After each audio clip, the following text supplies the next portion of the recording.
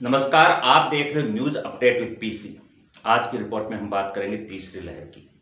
देश में वैश्विक संक्रामक महामारी कोविड-19 की दूसरी लहर के प्रकोप से कोहराम मचा हुआ है। कोरोना महामारी प्रतिदिन लाखों लोगों को अपनी चपेट में ले रही है और हजारों की जिंदगियां निगल रही है। लगातार तेजी से बढ़ते कोरोना संक्रमण के मामलों से देश की स्वास्थ्य प्रणाली चरमा गई है। अस्पताल में बेड, वेंटिलेटर, जीवन रक्षक दवाओं और ऑक्सीजन की भारी किल्लत जारी है। इसी बीच देश के प्रधान वैज्ञानिक सलाहकार के विजय राघवन ने लोगों को महामारी की तीसरी लहर को लेकर चेताया है। वैज्ञानिक सलाहकार ही नहीं, कई अन्य विशेषज्ञ और स्वास्थ्य अधिकारी भी अब नियमित रूप से लोगों को कोरोना वायरस की तीसरी लहर की संभावना के बारे में चेतावनी दे रहे हैं। तीसरी लहर की आशंका को देखते हुए सरकार ने संक्रमण के कहर से लोगों को बचाने के लिए तैयारियां शुरू कर दी हैं। ऐसे में आपके मन में भी सवाल उठ रहे होंगे कि महामारी की लहर क्या है, इसका निर्धारण कैसे करते हैं, यह कब तक आएगी और इससे कैसे बचाव किया जा सकता है। तो आइए हम आपको बताते हैं, इन्हीं बातों पर चर्चा करेंगे। अगर तीसरी लहर आई तो उसकी पहचान कैसे होगी।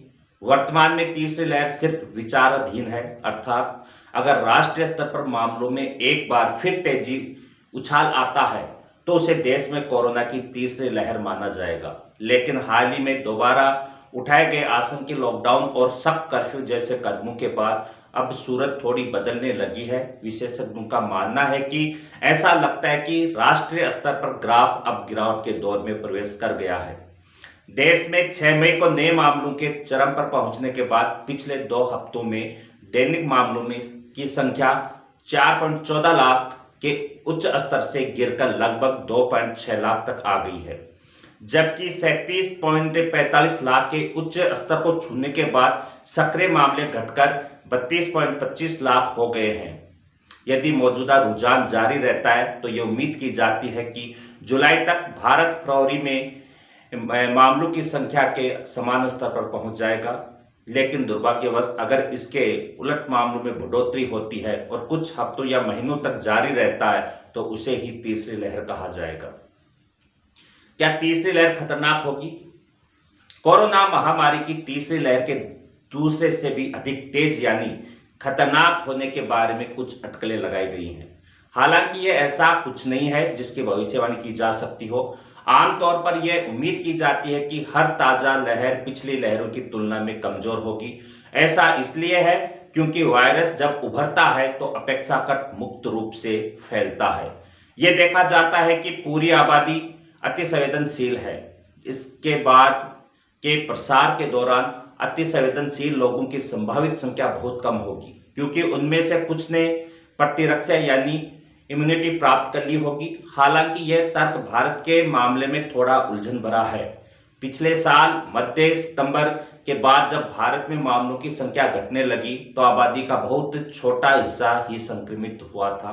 ये देखते हुए कि आबादी का इतना बड़ा हिस्सा अभी भी असंवेदनशील था, इस बीमारी के फैलने की गति धीमी होने का कोई कारण नहीं था।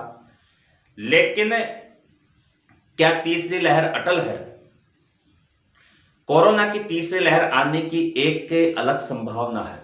हालांकि इसके आने की संभावना का पैमाना या समय ऐसा कुछ नहीं है जिसकी भविष्यवाणी की जा सके, लेकिन यह अपरिहार्य यानी अटल नहीं है। जैसा कि प्रमुख वैज्ञानिक सलाहकार विजय राघवन ने अपने पहले बयान के 2 दिन बाद संशोधित टिप्पणी को जारी करते हुए स्पष्ट किया कि यदि लोग कड़े कदम उठाते रहे तो इसे टाला जा सकता है। यह भी संभव है कि इस बार ताजा लहर वास्तव में पिछले वाले की तुलना में बहुत छोटी होगी, ताकि इसका प्रकोप कम हो और अधिक कुशलता से प्रबंध किया जा सके। बहुत कुछ इस बात पर निर्भर करेगा कि लोग इन चेतावनियों पर कैसे ध्यान देते हैं। वे आने वाली आपदा को लेकर पागल हो सकते हैं या बार बार चेतावनी से स्तब्ध हो सकते हैं, लेकिन दूसरी लहर ने हमें सिखाया है कि ऐसी विकट स्थिति में आशावान रहने की तुलना में पागलपन की हद तक सतर्क रहना कहीं बेहतर है। आज की रिपोर्ट में इतना ही। आप देख रहे थे न्यूज अपडेट विद पीसी। घर पे रहें, सुरक्षित रहें, डबल मास्क का प्रयोग करें, अनावश्यक रूप से घर से बाहर ना जाए। Thank you.